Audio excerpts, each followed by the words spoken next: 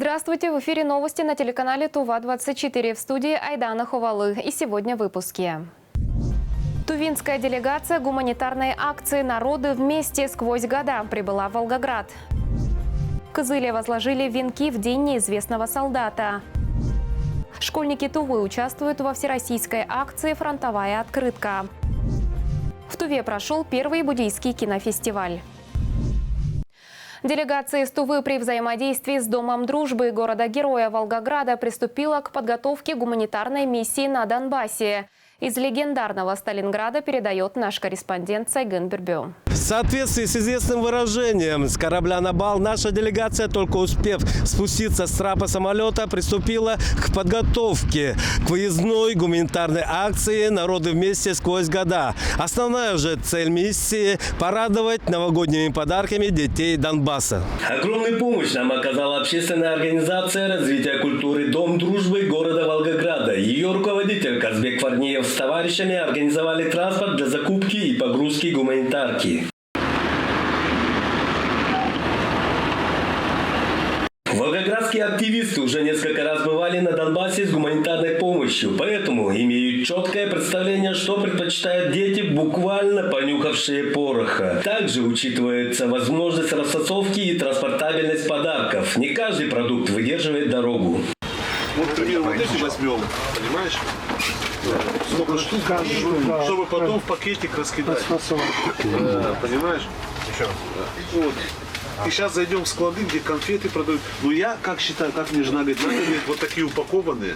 Изначально предполагалось сформировать порядка 300 детских подарков. В итоге наши парни увлеклись и даже от души чуть перебрали, и количество сладостей прогрессивно увеличилось. Хочется порадовать детей. Все понимают, что пережили и переживают дети Донбасса. Больше надо. Ну вот сколько они есть? Завтра время есть. Сколько есть? Вот эти и вот эти. Смотри. Я должен есть разные. В этот же день все покупки были доставлены в офис Дома народов, где, собственно, и пошел процесс заполнения подарочных пакетов. И тут многонациональный коллектив волгоградцев проявил себя как опытная спаянная команда.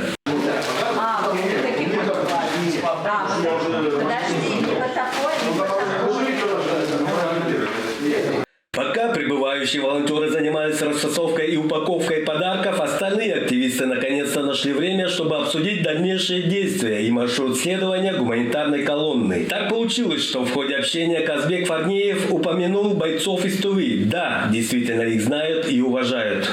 Это лучшие снайперы в мире и лучшие воины в мире. Поэтому тувинцы сегодня рядом с нами. Тува с нами, это реальные патриоты. И сегодня на линии фронта, как воюют тувинцы, весь интернет кишит и показывает героические подвиги тувинцев. В рамках акции пройдет и коммуникативное направление «Кухня народов России», где жители Донбасса познакомятся не только с национальными блюдами, но и с традициями и культурой различных регионов страны. Напомним, что участие тувинской делегации в выездной гуманитарной акции «Народы вместе сквозь года» стало возможным благодаря поддержке правительства Республики Тыва. Особый вклад в организацию поездки внесли национальные общины Тувы. Новогодние подарки подготовлены и сформированы. Нашим ребятам остается только закупить детскую обувь и одежду. Сайгын Бирбю, Белокоржак, Тува-24, город-герой Сталинград. В Туве продолжается работа оперативного штаба, созданного по инициативе главы региона Владислава Хувалыга. Здесь продолжается сбор гуманитарной помощи для военнослужащих. Сотрудники управления Федерального казначейства республики также оказали свою помощь.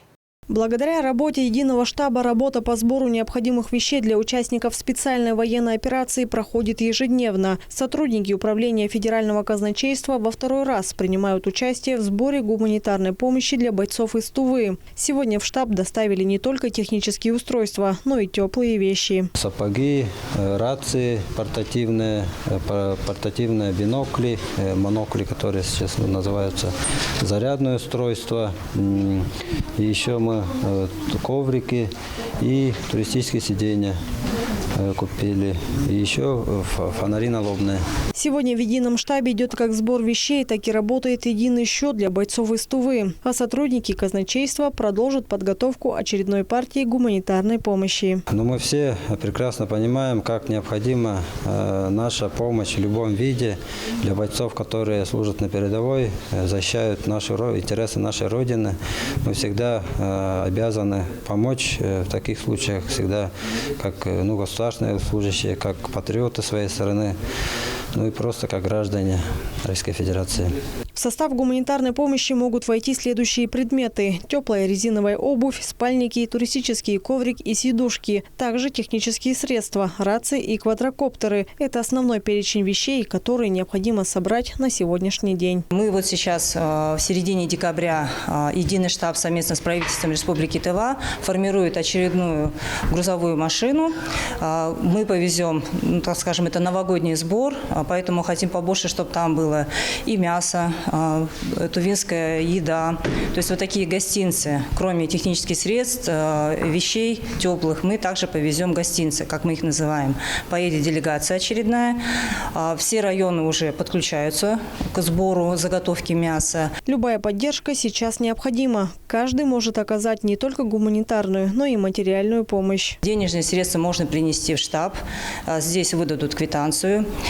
Кроме этого, можно перечислить деньги по реквизитам на сайте победа.онф.ру. Надо найти вкладку «Республика Тыва», найти свой регион, и можно произвести оплату. Если это производят организации, по реквизитам обязательно в назначении платежа указать «Сбор.17» латинскими буквами. И тогда денежные средства поступят именно на счет Республики Тыва. За счет средств этого фонда мы закупаем технические средства, столь необходимые для наших ребят. Гуманитарную помощь принимают ежедневно по адресу город Кызыл, улица Кочетова, 155. Дополнительную информацию можно получить по единому номеру 217-44. Внести свой вклад может любой желающий. Главное сегодня – это единство, сплоченность и вера в победу. Инна Клоян, Владимир Сюртук, Самдан Иргит, телеканал ТУВА-24. В Кызыле на площади Победы в День неизвестного солдата были возложены венки. Это дань благодарности нашим воинам, ушедшим защищать Родину и не вернувшимся с фронтов Великой Отечественной войны. В морозное декабрьское утро на площади Победы собрались почтить память неизвестного солдата. Открытие церемонии началось с исполнения гимнов России и Республики Тыва.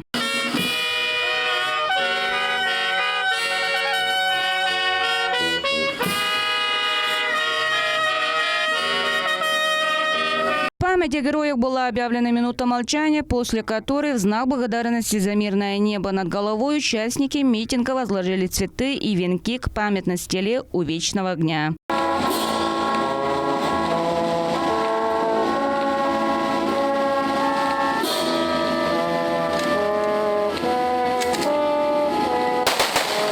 В церемонии возложения приняли участие жители города, представители ветеранских организаций и силовых структур. Сегодня день неизвестного солдата, и мы не имеем права забыть подвиги тех, кто отдал свои жизни за мирную жизнь нас, мирное существование миллионов граждан нашей страны. И это наш священный долг. В Кызыле вечером в честь Дня неизвестного солдата в Свято-Георгиевской ленте красится телебашня. Сценарий подсветкой будет дополнен проекцией Вечного огня. Память о неизвестном солдате должна жить и передаваться из поколения в поколение, ведь кто не помнит своего прошлого, у того нет будущего. Сколько бы времени ни прошло, память о великом подвиге героев останется в наших сердцах навсегда. Никто не забыт, ничто не забыто. Алдена Исая, Буян Оюн, Айдана Синденма, ТУВА-24. 5 декабря 2022 года по инициативе Министерства обороны во всех регионах и субъектах России стартует патриотическая молодежная акция «Фронтовая открытка». Учащиеся кызылских школ также пишут и отправляют открытки военнослужащим, участвующим в спецоперации. Новый год – это добрый семейный праздник, который принято встречать в кругу своих близких и родных. Тем, кто находится вдали от дома, в тяжелых условиях, с честью и достоинством выполняет свой воинский долг. Новогодняя открытка, выполненная руками детей, может стать своеобразным оберегом. Сегодня в школах Тувы учащиеся с 1 по 11 классы пишут открытки военнослужащим. С большой душой дети, наверное, подошли к этим открыткам. То есть никто не сказал, что он не будет писать. Все желают, естественно, счастья, здоровья, скорейшего возвращения домой. Для начальной школы были заготовки сделаны, и так как первоклассники еще не умеют писать, поэтому они только раскрашивают. Фронтовые открытки появились еще во время Великой Отечественной войны. В 1941 году новогодние открытки стали самым доступным видом связи тыла с фронтом и элементом пропаганды. Это, конечно же, и патриотическое воспитание нашего подрастающего поколения. Дети с большим энтузиазмом приняли участие в этой акции. Наша моральная поддержка для наших бойцов – это самое, наверное, необходимое, что сейчас мы можем дать. Сегодня фронтовые открытки – это теплые пожелания детей для своих защитников с просьбой беречь себя. Ведь среди школьников есть и те, кто ждут своих родных с победой. Хочу поздравить всех, которые сейчас находятся на территории Украины, все военные. И желаю всем удачи, крепких сил, чтобы все приехали в свою родину, к своей семье. И хорошо отпраздновать наступающий Новый год, новый новогодний праздник. Также хочу пожелать удачи моему зятю, который тоже сейчас находится на территории Украины. Вся страна все всех верит. И вся семья ждет их приезда. Мы делаем открытки для военнослужащих в этот Новый год, чтобы подарить им немножко тепла и счастья. Я хочу пожелать им, чтобы они не сдавались и были самыми сильными. Принять участие во всероссийской акции могут воспитанники детских садов, учащиеся, студенты образовательных учреждений и представители общественных организаций в возрасте до 18 лет. Все фронтовые открытки будут собраны и переданы военнослужащим, участвующим в спецоперации вместе с необходимыми вещами через волонтеров. Айдана Ховалы, Чайхан Донгак, Айдана Сенденма, Тува-24. К другим темам. В рамках федеральной программы модернизации первичного звена здравоохранения в 2021 году завершился капитальный ремонт детской поликлиники и системы отопления Байтайгинской ЦКБ. О том, что изменилось после капремонта, расскажет наш корреспондент. Детская поликлиника Байтайгинской ЦКБ ежедневно обслуживает около 40 детишек. После капитального ремонта поликлиника соответствует всем современным требованиям. Комфортность, технологичность, доступность. Таков сегодня главный девиз медицинского учреждения. Я привела свою внучку на прием к врачу. По сравнению с предыдущими годами больница стала светлой, красивой, уютной, чистой, а самое главное, очень теплой. Раньше тут такого не было, поэтому я очень рада. Отметим, что Байтайгинский район лидирует в республике по привлечению молодых врачей в рамках программы «Земский доктор». Врач-педиатр со стажем 12 лет Чаяна Сая вернулась в Туву из Ханты-Мансийска. Близкие Чаянны поддержали ее решение. В скором времени ее семье предоставят служебное жилье. А на 2 миллиона подъемных она планирует улучшить жилищные условия. В первый рабочий день молодой врач полностью погрузилась в работу, ведь ее с нетерпением ждали маленькие пациенты. Дети ждали уже, очень много детей ждали. И они такой улыбкой меня встретили. По программе «Земский доктор» пригласили меня сюда, и я с удовольствием приехала в родную Туву и начинаю работать с сегодняшнего дня в течение 5 лет. Надеюсь, еще долго буду работать здесь. Если раньше в программах «Земский доктор» и «Земский фельдшер» могли участвовать медики только с условием переезда, то сейчас их участниками могут стать выпускники медицинских вузов и колледжей, которые после окончания учебного заведения будут трудиться в родных населенных пунктах, то есть по месту проживания. При этом они получат такие же подъемные. Аяна Кулар пошла по стопам родителей. С малых лет ей привили любовь к медицине. Теперь Аяна участковый терапевт. После окончания университета сразу вернулась в родное село и устроилась в Байтайгинскую ЦКБ.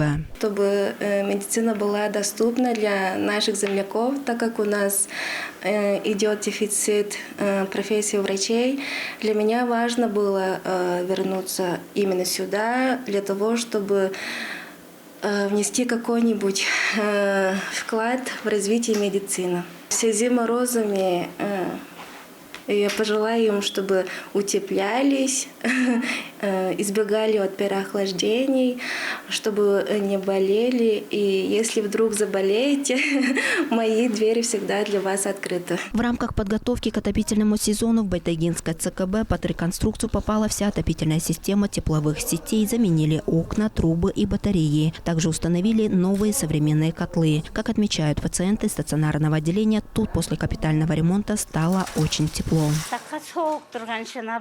Раньше тут было очень холодно. Сейчас после операции прохожу лечение и заметила, что стало очень тепло. Раньше лежать было невозможно. Сидели в безрукавках, а сейчас в одном халате. Если раньше каждое здание отапливалось отдельно, то теперь котельные объединили. 2 современных котла отвечают за тепло сразу в 4 отделениях медучреждения. Благодаря новому оборудованию сократился суточный расход твердого топлива, что значительно снижает расходы районного ЦКБ. Всего на капитальный ремонт из федерального бюджета было выделено более 13 миллионов рублей. С момента постройки около 70 лет в помещениях тепла такого никогда не было, говорят жители и работники. На сегодняшний день после замены труб, замены окон, у нас сейчас температура в помещениях с 20 до 30 доходит. В системе здравоохранения Тувы сразу по нескольким целевым программам и направлениям проводится капитальный ремонт медицинских организаций. Однако, как отметила исполняющая обязанности главного врача Марианна Могакурен, еще есть над чем работать. Некоторые отделения медучреждений все же нуждаются в сносе, ведь построены они были в 80-х, 90-х годах прошлого столетия. Бадмадаржа Шалбан Монгуш, Самдан Иркит, Тува-24, Байтайгинский район. День добровольца или волонтера в России отмечается 5 декабря. Дата была установлена указом президента Российской Федерации от 27 ноября 2017 года. Этот день может считать своим праздником каждый, кто безвозмездно помогает обществу, не жалея сил и времени. Кому и как помогают наши волонтеры, смотрите далее. Всего в Туве в качестве волонтеров на сайте добро.ру зарегистрировано свыше 22 тысяч человек. Но наиболее активные сегодня не просто числятся, а ежедневно помогают людям. Александр Юртаев, инвалид первой группы, признается, что родные отказались от него. Поэтому, когда ему необходимо купить продукты и лекарства, он звонит волонтерам. В День добровольца Александр очень тепло отзывается о своих помощниках. Все попроще сделают, и в аптеку сходят, и хлеба купят, и в квартире приберутся, и все, и что нужно, то и сделают. В Туве волонтерами в основном являются студенты и старшеклассники, но выпускные классы к добровольческой деятельности стараются не привлекать. Ребята за свои добрые деяния получают различные бонусы, а в конце года самые активные и самоотверженные получают благодарственные письма. Хочу обратиться к ребятам, которые очень добро относятся к людям и лично ко мне. В добрые сердца Тувы и другие волонтеры. Спасибо им громаднейшее. Да. Они спасают нас, вот как мы, как я, как другие люди спасают. Просто бывает, что плохо, они помогают. Я очень доволен ими. Волонтеры помогают пожилым и людям с ограниченными возможностями здоровья. С осени этого года они помогают и семьям мобилизованных земляков. Ребята приезжают по заявке, помогают по дому или хозяйству, наколоть дрова, перекидать уголь и так далее. Чтобы к вам пришла помощь, нужно позвонить на номер Единого республиканского штаба 2 17 44. Айдана Ховлы, Чайхан Донгак, Пелекоржак, Тува-24. При поддержке регионального министерства культуры и управления Камбыламы Тувы 3-4 декабря во Дворце молодежи прошел первый буддийский международный кинофестиваль. Какие фильмы были представлены, расскажет Алдана Исая. Кинофестиваль проходил 4-5 декабря. Было показано 6 полнометражных и 10 короткометражных фильмов продолжительностью от 9 до 25 минут. Вы же знаете, что мой сын говорит только на русском. Ничего, мы с дедушкой научим его говорить на родном языке. Проведение буддийского международного кинофестиваля – это важный шаг в укреплении мира и гармонии в обществе посредством искусства кино. Кинофестиваль теперь будет проводиться каждый год, сообщает президент кинофестиваля. В Кызыле проходит первый буддийский международный кинофестиваль. Вот мы рады, что многие участники согласились отправить свои фильмы. И география у кинофестиваля она обширная. Вот. Мы надеемся, что вот ежегодно этот фестиваль будет проходить весной, будет приурочен к священному месяцу Сака-Дава. Вот. Отрадно считает Камбалама Тувы, что именно в нашей республике проводится такой масштабный фестиваль. По инициативе Виталия Анатольевича и, конечно же, при поддержке Министерства культуры и правительства Республики Тува у нас проводится первый международный буддийский кинофестиваль.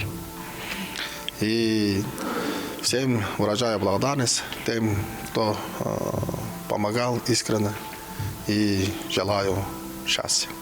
Члены жюри кинофестиваля пожелали всем участникам удачи и покорения новых творческих вершин. Вот единственное, что я хочу сказать, моя душа радуется.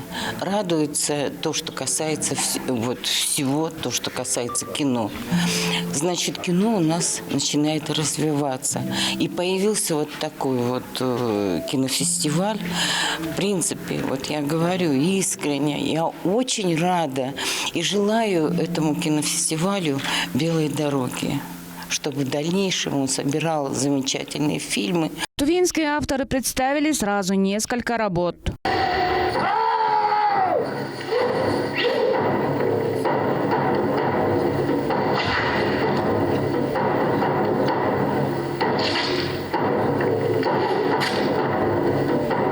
Я представляю фильм, это легенда Тангдуула. Легенда о том, как есть там дракон в легенде. Дракон Кыш, дракон Зима осаждает людей, все вокруг. И только единственной девушке по имени Элегес получается усмирить этого дракона. Зрители кинофестиваля имели возможность посмотреть интересные ленты и после просмотров делятся своими впечатлениями. Я посмотрела несколько фильмов. Больше всего мне понравился фильм Михаила Кулунакова «Изгородь». В этом фильме мне больше всего понравилось, насколько важна роль отца в семье, и при этом у него нет никакой поддержки ни от кого из семьи. И больше всего мне понравилась концовка, что сын, от которого меньше всего было пользы, по сути, взял на себя роль главы семьи и надел его одежду, надел его роль. Начну с последнего. Това Олмен. Там рассказывается история о мальчике с города, который говорит только на русском, тувинского не понимает. И он приезжает на 1 год, я так понял, к своим бабушке и дедушке. И он там трансформируется в тувинского мальчика, настоящего, почему называется Това Олмен. И весь посыл фильма заключается в том, что мы обязаны хранить те традиции, которые нам передали наши прадеды, бабушки, и сохранить, самое главное, наш родной язык тувинский. И без тувинского языка, без знаний, я так понял, ты не можешь называться тувинским мальчиком. Гран-при кинофестиваля завоевал фильм «Дорога в Эдем» режиссеров Бакыта Мукула и Дастана Жаппарулы из Киргизии. Лучшим короткометражным фильмом стала совместная картина российско-норвежского производства «Невиданная». А лучший фильм, по мнению жюри управления Камбаламы, это фильм «Бардо» Ролана Оржака. Алдана Исая, Буян Оюн, Айдана Сенденма, Тува-24. В столице Тувы прошел гала-концерт республиканского инклюзивного семейного конкурса талантов «Мы можем», который проводился в рамках декады инвалидов. Свои таланты на сцене Дома народного творчества показали 17 семей. На концерте побывал и наш корреспондент.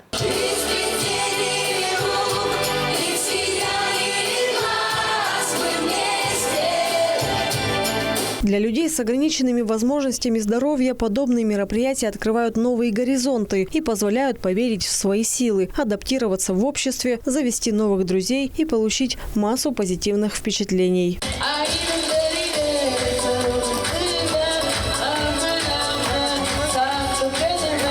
течение ноября в Кажунах прошли отборочные туры и свои таланты раскрыли порядка 150 участников, а это 50 творческих семей. Раиса Андар родом из Эрзинского района. Благодаря упорству и труду она прошла отборочный этап и теперь выступает в финале вместе со своими родными. Такая вот семейная поддержка.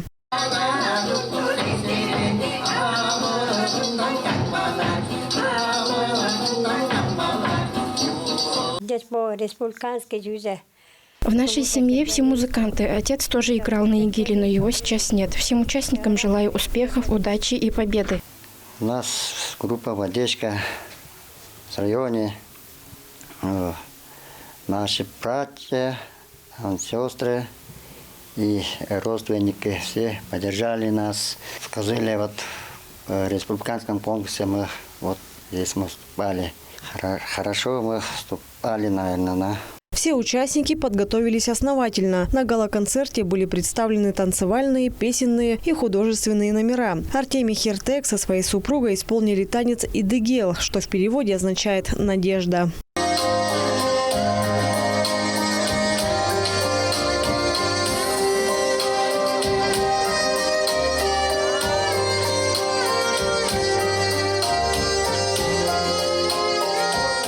Участники рассказали, что подобные мероприятия нужно проводить, ведь такой концерт ценен тем, что дает возможность многим участникам впервые выйти на большую сцену, обрести новых друзей, познакомиться с интересными и творческими людьми.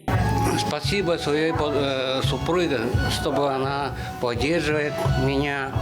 И сегодня вот наши участники выступают хорошо, очень. И желаю им победы. Как думаете, такие конкурсы нужно проводить часто? Да, конечно, каждый год можно проводить. Мое впечатление очень хорошо, позитивное. Все участники тут очень подготовлены, хорошие, красивые номера. Я им желаю удачи и здоровья. Конкурс стал мощным стимулом для дальнейшего развития профессионального опыта и навыков людей с ограниченными возможностями здоровья. Ну и, конечно же, раз уж здесь участвуют люди с ограниченными возможностями здоровья, то их следует поощрять соответственно, чтобы они занимались творчеством. Талант свой тоже надо показывать зрителю. В завершении победителям и всем участникам конкурса вручили грамоты и денежные призы от организаторов и спонсоров. Инна Клоян, Буяна Юн, Белекоржик, телеканал ТУА-24. А я с вами прощаюсь. Берегите себя.